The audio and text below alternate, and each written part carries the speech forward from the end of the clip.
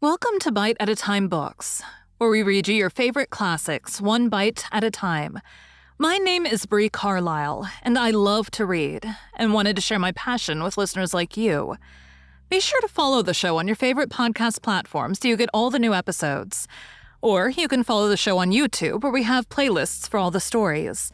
You can find us on all the social medias at Bite at a Time Books, or on our website, biteatatimebooks.com, where you can also sign up for our newsletter for more information on what we're reading and what's coming next for the podcasts. We're a part of the Bite at a Time Books Productions Network. If you'd also like to hear what inspired your favorite classic author to write their novels, and what was going on in the world at the time, check out the Bite at a Time Books Behind the Story podcast, Tuesdays, wherever you listen to podcasts.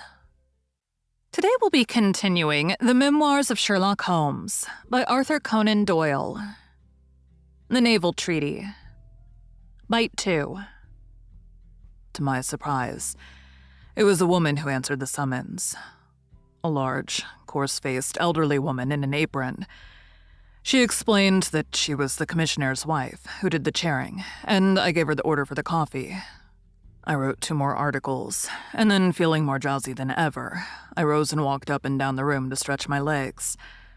My coffee had not yet come, and I wondered what the cause of the delay could be. Opening the door, I started down the corridor to find out. There was a straight passage, dimly lighted, which led from the room in which I had been working and was the only exit from it. It ended in a curving staircase, with the commissioner's lodge in the passage at the bottom. Halfway down this staircase is a small landing, with another passage running into it at right angles. This second one leads by means of a second small stair to a side door, used by servants, and also as a shortcut by clerks when coming from Charles Street.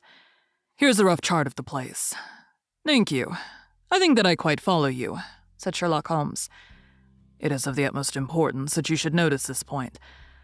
I went down the stairs and into the hall, where I found the commissioner fast asleep in his box, with the kettle boiling furiously upon the spirit lamp. I took off the kettle and blew out the lamp, for the water was spurting over the floor. Then I put out my hand and was about to shake the man who was still sleeping soundly, when a bell over his head rang loudly and he woke with a start. "Mr. Phelps, sir," said he, looking at me in bewilderment. "I came down to see if my coffee was ready. I was boiling the kettle when I fell asleep, sir."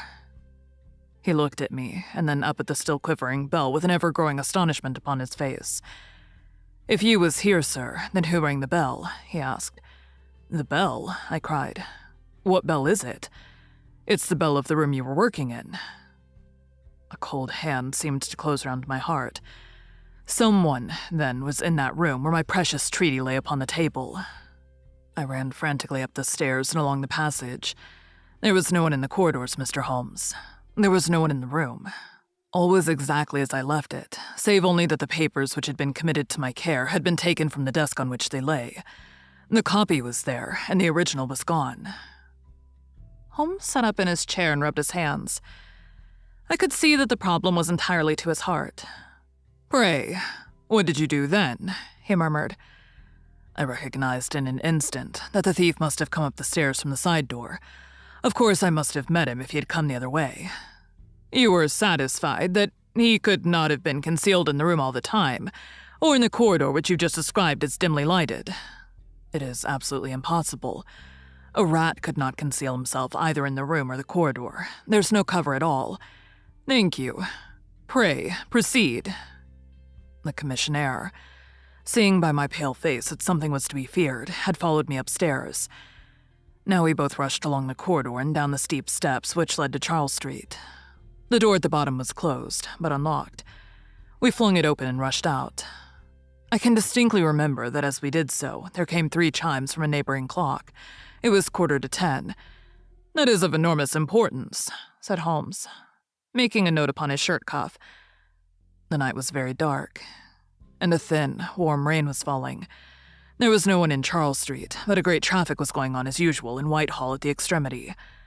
We rushed along the pavement, bareheaded as we were, and at the far corner we found a policeman standing. "A robbery's been committed," I gasped. "A document of immense value has been stolen from the Foreign Office. Has anyone passed this way?" "I've been standing here for a quarter of an hour, sir," said he. Only one person has passed during that time, a woman, tall and elderly, with a paisley shawl. "Ah, that is only my wife," cried the commissionaire. "Has no one else passed?" "No one." "Then it must be the other way that the thief took," cried the fellow, tugging at my sleeve. But I was not satisfied, and the attempts which he made to draw me away increased my suspicions. "Which way did the woman go?" I cried. "I don't know, sir. I noticed her pass, but I had no special reason for watching her. She seemed to be in a hurry." "How long ago was it?" "Oh, not very many minutes. Within the last 5. Well, it could not be more than 5. "You're only wasting your time, sir, and every minute now is of importance," cried the commissionaire. "Take my word for it that my old woman has nothing to do with it, and come down to the other end of the street. Well, if you won't, I will." And with that, he rushed off in the other direction. But I was after him in an instant and caught him by the sleeve. "Where do you live?" said I. 16 Ivy Lane, Brixton," he answered. "But don't let yourself be drawn away upon a false scent, Mr. Phelps. Come to the other end of the street and let us see if we can hear of anything." Nothing was to be lost by following his advice. With the policeman, we both hurried down, but only to find the street full of traffic, many people coming and going, but all only too eager to get to a place of safety upon so wet a night. There was no lounger who could tell us who had passed. Then we returned to the office and searched the stairs and the passage without result. The corridor which led to the room was laid down with a kind of creamy linoleum, which shows an impression very easily. We examined it very carefully, but found no outline of any footmark. Had it been raining all evening? Since about 7. How is it, then, that the woman who came into the room about 9 left no traces with her muddy boots? I'm glad you raised the point. It occurred to me at the time. The charwomen are in the habit of taking off their boots at the commissionnaire's office and putting on list slippers. That is very clear. There were no marks then, though the night was a wet one. The chain of events is certainly one of extraordinary interest. What did you do next? We examined the room also. There's no possibility of a secret door, and the windows are quite 30 feet from the ground. Both of them were fastened on the inside. The carpet prevents any possibility of a trap door, and the ceiling is of the ordinary whitewashed kind. I will pledge my life that whoever stole my papers could only have come through the door. How about the fireplace? They use none. There's a stove. The bell rope hangs from the wire just to the right of my desk. Whoever rang it must have come right up to the desk to do it. But why should any criminal wish to ring the bell? It is a most insoluble mystery. Certainly the incident was unusual. What were your next steps? You examined the room, I presume, to see if the intruder had left any traces, any cigar end, or dropped glove, or hairpin, or other trifle. There was nothing of the sort. No smell. Well, we never thought of that. Ah, a scent of tobacco would have been worth a great deal to us in such an investigation. I never smoke myself, so I think I should have observed it if there had been any smell of tobacco. There was absolutely no clue of any kind. The only tangible fact was that the commissionaire's wife, Mrs. Tangy was the name, had hurried out of the place. He could give no explanation, save that it was about the time when the woman always went home. The policeman and I agreed that our best plan would be to seize the woman before she could get rid of the papers, presuming that she had them. The alarm had reached Scotland Yard by this time, and Mr. Forbes, the detective, came round at once and took up the case with a great deal of energy. We hired a hansom, and in half an hour we were at the address which had been given to us. A young woman opened the door, who proved to be Mrs. Tangy's eldest daughter. Her mother had not come back yet, and we were shown into the front room to wait. About 10 minutes later, a knock came at the door, and here we made the one serious mistake for which I blame myself. Instead of opening the door ourselves, we allowed the girl to do so. We heard her say, "Mother, there are 2 men in the house waiting to see you," and an instant afterwards, we heard the patter of feet rushing down the passage. Forbes flung open the door, and we both ran into the back room or kitchen. But the woman had got there before us. She stared at us with defiant eyes, and then suddenly recognizing me, an expression of absolute astonishment came over her face. "Why, if it isn't Mr. Phelps of the office," she cried. Come, who did you think we were when you ran away from us?" asked my companion. "I thought you were the brokers," said she. "We've had some trouble with the tradesmen." "That's not quite good enough," answered Forbes. "We have reason to believe that you've taken a paper of importance from the Foreign Office, and that you ran in here to dispose of it. You must come back with us to Scotland Yard to be searched." It was in vain that she protested and resisted. A four-wheeler was brought, and we all three drove back in it. We had first made an examination of the kitchen, and especially of the kitchen fire, to see whether she might have made away with the papers during the instant that she was alone.